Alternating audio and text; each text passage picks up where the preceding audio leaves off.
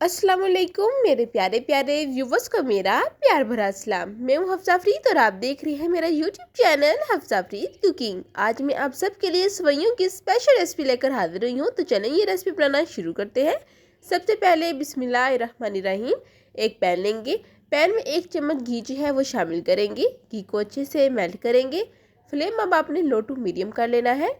अब यहाँ पर मेरे पास कुछ खुश्क मेवे हैं जो हम शामिल करने लगे हैं। सबसे पहले 5 से 6 अदद खजूरें हैं, इनको मैंने काट लिया, ये शामिल करेंगे। कटिंग आप अपने टेस्ट के मुताबिक कर सकते हैं। अब साथ ही शामिल करेंगे बादाम। तो बादाम आप हस्बे ज़रूरत शामिल कर सकते हैं, कटिंग आप देख लें। साथ ही यहाँ पर मैंने किशमिश शामिल की है, तकरीबन हाफ कटोरी है।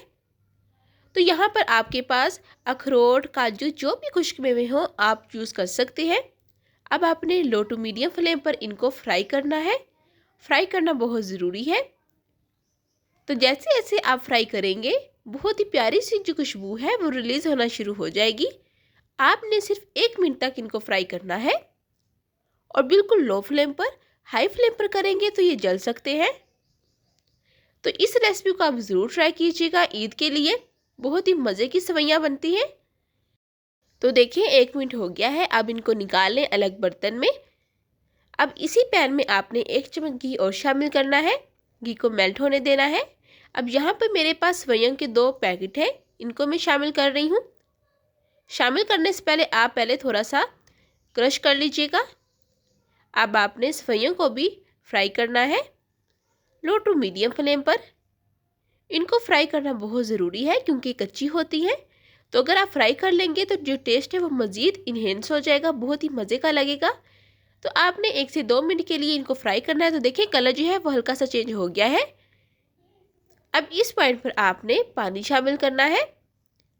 तो यहाँ पर देखिए मैं 1 गिलास पानी जो है शामिल कर रही हूँ।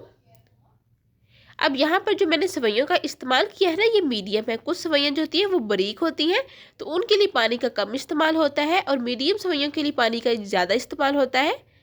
अब आपने लो फ्लेम पर इनको कुक करना है ताकि ये अच्छे से कुक हो जाए। अगर आपको पानी कम लगे तो आप पानी थोड़ा सा और यूज़ कर लीजिएगा। तो देखिए 3 से 4 मिनट हो चुके हैं और जो सेवइयाँ हैं ना वो अच्छे से कुक हो चुकी हैं, फूल चुकी हैं। अब यहाँ पर आपने क्या करना है, चीनी शामिल करनी है। तो यहाँ पर मैं हाफ कप चीनी शामिल कर रही हूँ। आप अपने टेस्ट के मुताबिक कम या ज़्यादा कर सकते हैं। चीनी शामिल करने के बाद अब अच्छे से आपने मिक्सिंग कर लेनी है। फ्लेम आपने लो टू मीडियम ही रखना है। जब हम सेवइयों में चीनी शामिल करेंगे ना तो चीनी भी अपना पानी छोड़ेगी, तो इसलिए आपने उस पानी को खुश्क करना है। साथ ही इस पॉइंट पर हम शामिल कर देंगे खुश्क मेवे जो हमने फ्राई किए हैं। अच्छे से मिक्सिंग कर लेंगे और फ्लेम जो है ना वो आपने लो टू मीडियम ही रखना है।